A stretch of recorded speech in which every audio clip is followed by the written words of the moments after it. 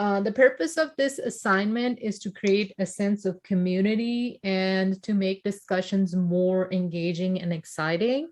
Moving forward, my goal is also to take the same groups or to keep you in the same groups throughout the semester. We are going to have end of the semester project presentation. So this whole idea of working together now, getting to know each other now will be really helpful as we move towards a bigger project for the semester where you will already be like study buddies or you will already be acquainted with each other. So make sure you exchange your phone numbers, exchange your working emails or emails that you check frequently, or do your own little groups, however you want to stay in touch with each other throughout the semester, you know. Here I'm sharing a group A's prompt, but I'm going to share this video with all my groups. So it doesn't matter what group you are in. I'm not going to go into the readings and those details, but I'll go through the general details. And the task, the main task for you guys is to keep the conversation going in a meaningful way. So right here it says, come up with thought-provoking questions to get your entire class involved in a meaningful discussion. Throughout the week, stay connected and check the discussion forums frequently. Keep a watchful eye on the posts and make sure they advance in the right direction and are respectful to all. So when you as facilitators are dealing with these, or not dealing, but are participating and facilitating these discussions, be very respectful to everyone, okay? By respectful, all you want to do is be polite. I had shared an example from another course where, although here it clearly says that your response should be about 150 words in length, that student has responded with one sentence. Now, being respectful, we're not going to say, hey, didn't you see that you're required to write 150 words? Or, hey, you were supposed to do 150 words. No, you will say, you know, thank you for sharing that writing is important in your major, but can you give us a bit more details on what exactly, or share examples, what type of writings do you do?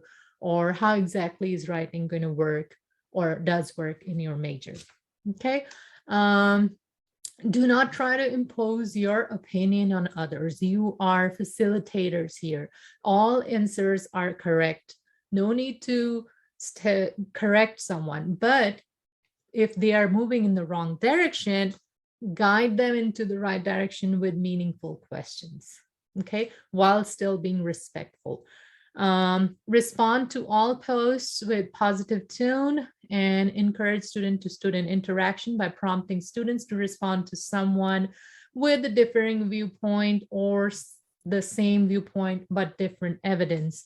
And I'm going to go over this a bit more in detail later when I'm going to share my second document, because I believe this is also in the rubric and I want to talk about them when I share the rubric with you guys. So now this is what you guys are doing. You are required to create a prompt and create a clear prompt for the students to follow. They should know what exactly you want them to do. You don't have to add a rubric. You're not grading the assignment. I will do that. And you're not analyzing the work. You are just facilitating the discussions and keeping them move in the right direction in a positive manner. Okay. And the work, like I said, it's quite a bit, but remember there's 4 of you.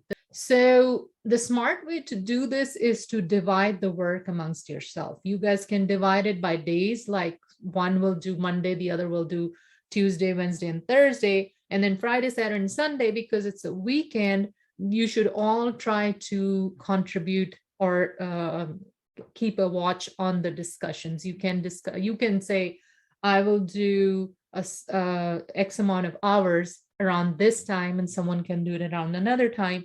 And trust me, it's not a lot because 4 of you are already the facilitators. So that's 4 less students now. So between the 4 of you, you will be easily able to handle that. This is a low stakes assignment. Don't overdo it. Don't make it complicated. Make it fun. Make it to where we're all having a conversation and it's going in the right direction. Okay. And provide a timeline. In the timeline, again, this is optional. You don't have to give them a timeline, but it helps to do that. If you put it there, at least few of them will just do it on time because it's required. Not required, but suggested. Okay.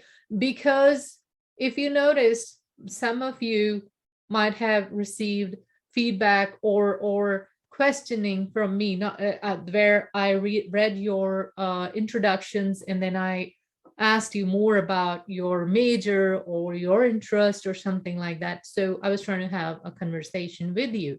But now there are those students, the students that got that interaction with me or with their classmates were those who posted early on, right? But now there are those that waited till Saturday and Sunday, and they did not get that opportunity. And since these are required elements, that is one thing that will bring the grade down. Otherwise, this is a completion grade. If somebody has, I'll go over the rubric and then I'll discuss what if they do what, and they can receive full credit. And if they don't do all those points, then those steps, then points will be deducted. Okay. So in the suggestion, I said, post the original responses by Wednesday morning and ask at least one meaningful question, compare or contrast the posting of other two classmates. And it is up to you whether you're going to require this or not. Okay. As long as there's conversation going on in a meaningful way, that's fine with me. And like I said, I was a bit too ambitious, and I said the fourth step here is that get creative and either draw a sketch or create a short video clip or a poem or something. It's a little too much. Okay, so I am removing that requirement. If you want to do it, if someone in the group wants to do it, it's up to them. There's no extra credit for it, but if they are creative and want to have fun, that's up to them. Okay. So create a prompt. You can use the prompt I have created, and well, the original prompt is already posted there. If you want to stick with that, that's fine with me. Just re-emphasize the points that you will be checking for or you want them to complete in that discussion. Here's an example of few questions that I give. You can just use these same kind of questions or same exact questions and get the conversation going. You can create your own questions. And mostly these questions come when you read the original post. Like if you see when I read the introductions, I didn't have any set questions. Here, question for you, and this another question for you, question 3 for this one, 4 for that. No, I read and then I was like, okay, interesting. Can you explain a bit more about this? Or can I get to know a little bit more about this? And everything should be in a very positive tone. This is how you guys will be graded, and you can read this on your time. I'm not going to go over that. But that's with this document, and I am going to pause now, stop sharing. And Michael, if you can share the guidelines you have created at this point, I would appreciate that. I actually did. We actually did a lot of collaborating over the weekend. And we all four kind of like sat down and came up with how we wanted to approach this. And the main gist of it is, I didn't see originally that they did have to respond to 2 people. I did want to make it aware that this is an asynchronous course and that they weren't really required to log in at specific times. And I also wanted to acknowledge that some of them may be taking a larger workload. So I actually am making a suggestion for them to reply to at least one, but it doesn't have to stop there. I also stated that while they are required to reply only to one other post, we would like to encourage more replies and have more discussions amongst their peers, much like the introductions were.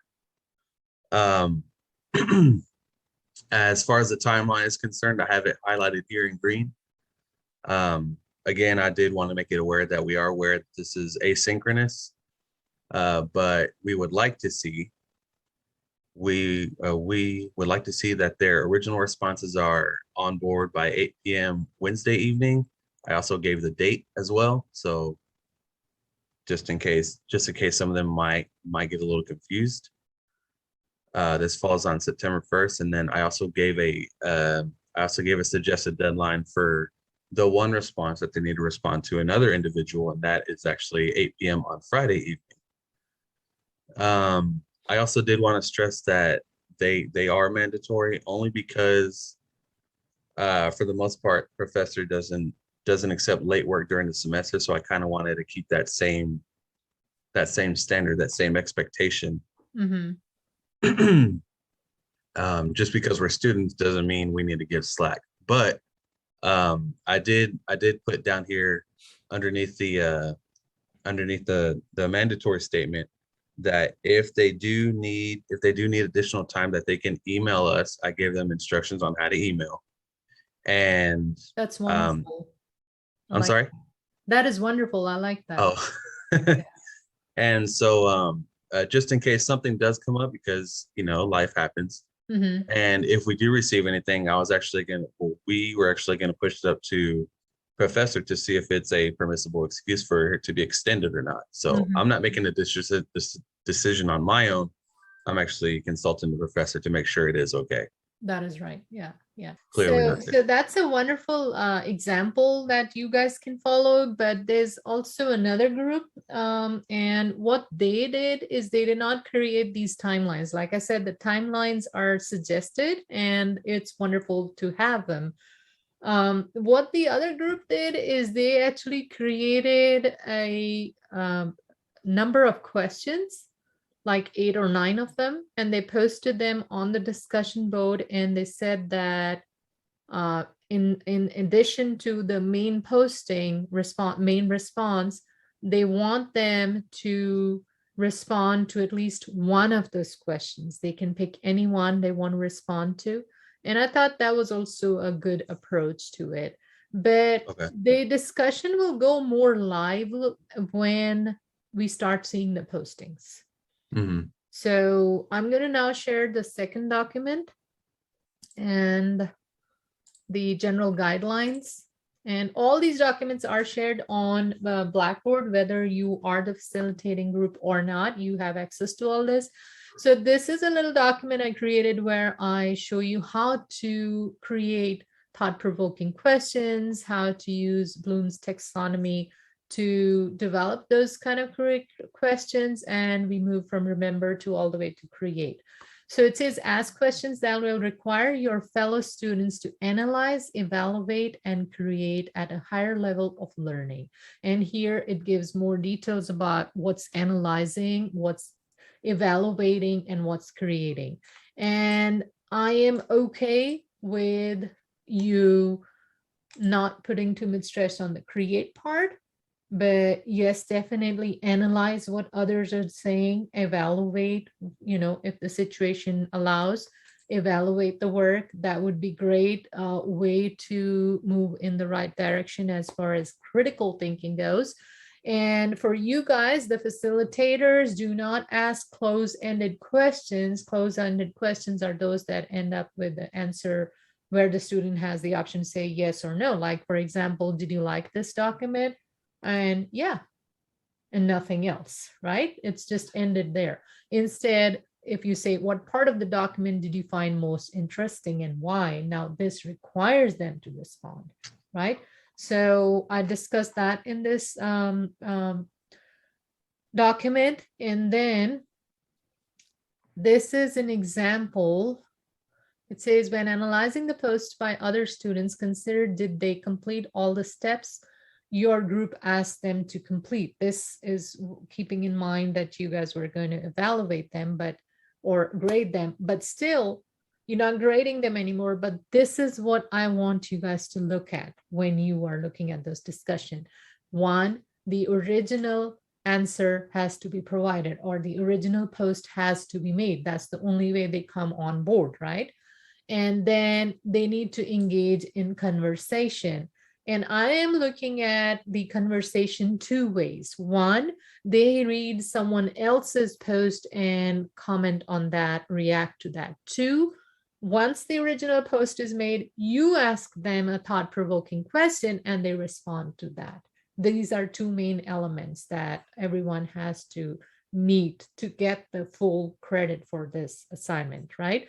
And they should also, when they're engaging in conversation with others, these will kind of go side by side, both these points, or rather fuse into each other, where they read someone else's conversation and then they either comment on it or they pose a thought-provoking question to that student, okay?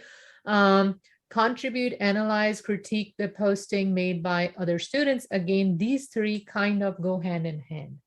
So I read someone, now I'm engaging in conversation. How am I doing that? One, I am providing my feedback, which is, in other words, I'm analyzing, critiquing that person's work, or I'm throwing in a question. Either or will be fine.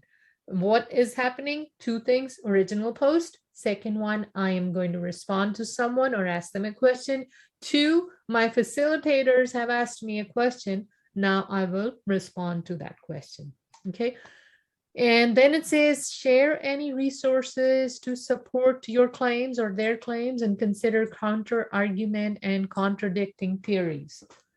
They're highlighted in blue now because it's no longer a requirement. It's optional. You want to do it, do it. No, that's fine. Let's keep it simple. You meet those steps, you good. You will get full credit. Now, if you don't, that's a whole different story. So post in a timely manner. You wait till the last minute, you will not get the contribution. And group members or class overall cannot accuse the facilitators when you submit something on a Sunday and you say, my facilitators did not post me a question. No, you waited till the last minute. It's your responsibility not to wait till the last minute, not the facilitator's fault. Okay, all the facilitating groups, I do request you to check the post until a decent time on Sunday, but I know students post last minute and that's not your fault.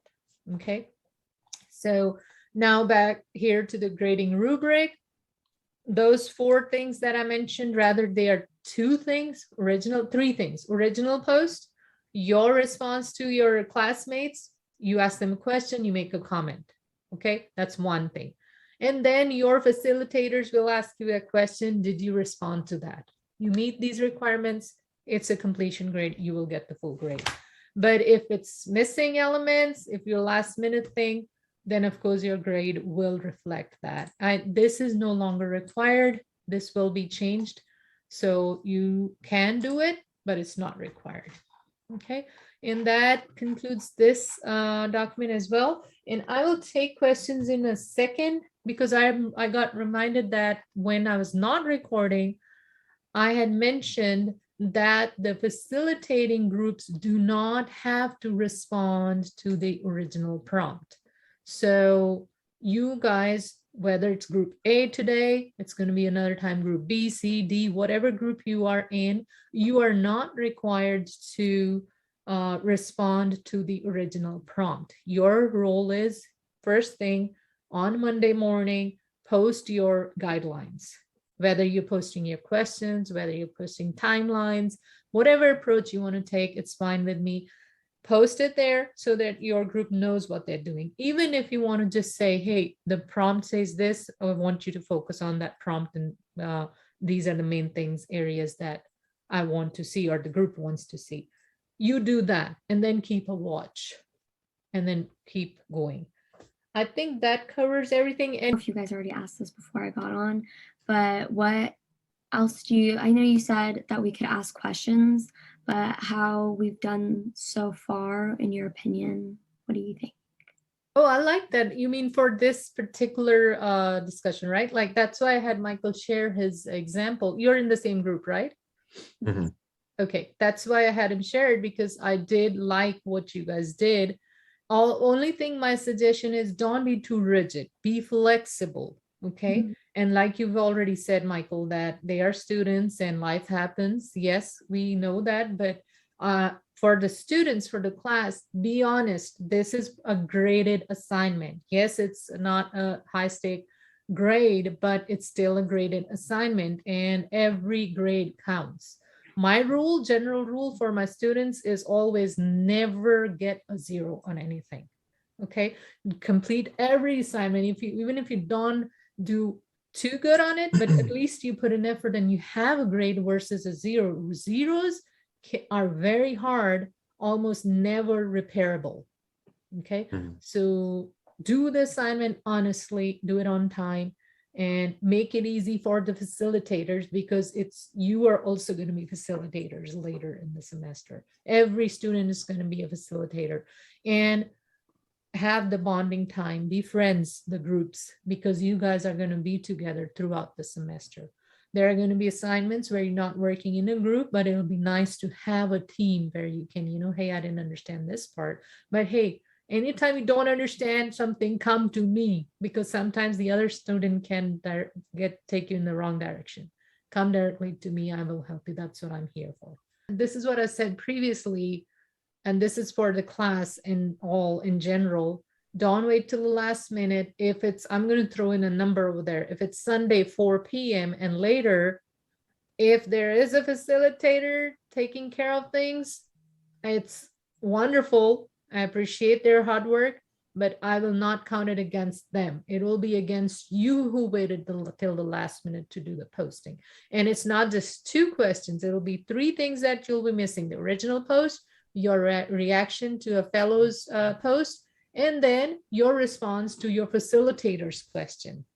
Okay, so facilitators, is it clear that you have to look at a post and create a question for that post? It doesn't have to be long. It could be 1 sentence question, and the answer could be 2 to 3 sentences, the response. You have to do that for every post you see. You clear on that? Mhm. Like, I'm gonna need a lot of guidance here, because like none of my team showed up and we haven't really been in contact so far.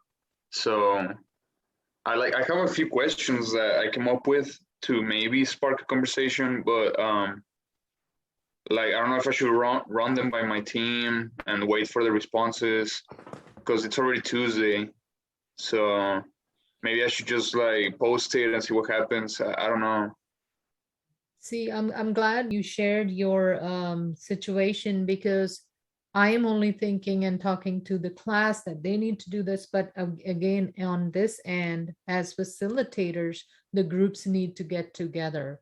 And I do understand, and this is the reason why I have created the groups now, so that all these kinks can be straightened out while these are low stake assignments, versus when you get to the major presentation grade, major grade presentation, and then you're dealing with all this. Now, to answer your question, it's unfortunate that your group mates are not here, but it's unfortunate that they haven't gotten in touch with you. Not being here is a whole different issue, because this is not a mandatory meeting. A lot of students have classes at this time, so I can understand. Yeah. But if they haven't gotten in touch with you, I would send out another group email to them. See, whatever questions you have created, you can send them to the group and say that, and since it's already Tuesday, I give you permission to go ahead and post your questions in the discussion board. I did notice there are at least 2 sections that have not posted anything. In fact, in one section, one of the student has posted her response.